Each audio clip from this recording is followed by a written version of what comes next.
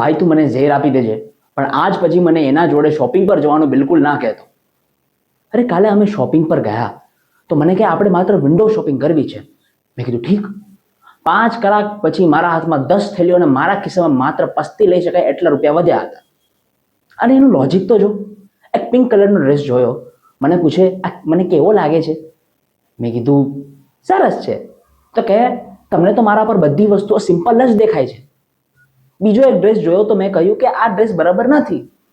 તો મને કહે છે કે તમને તો મારા પર કોઈની વસ્તુ ગમતી જ નથી, તમને તો મારી ચોઈસ જ ગમતી નથી.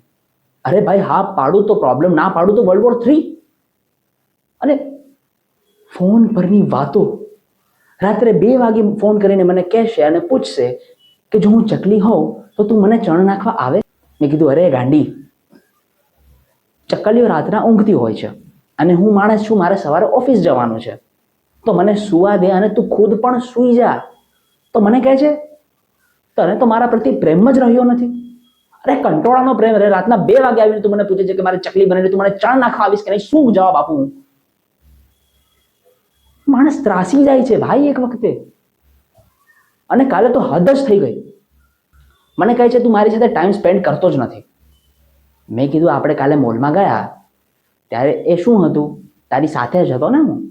તો કહે છે એ તો ફિઝિકલ પ્રેઝન્સ છે, મારે મેન્ટલી તું પ્રેઝન્સ જોઈએ છે. હવે તું જ કે એના મેન્ટલ પ્રેઝન્સ માટે હું 24 કલાક સુધી મારા માથા પર વાઈફાઈનું રાઉટર લઈને ફર્યા કરું? લોજિક વગરની જ વાતો છે યાર, મારાથી નહીં સહન થાય. છોડ ભાઈ છોડ, કરવું જ નહીં મારે.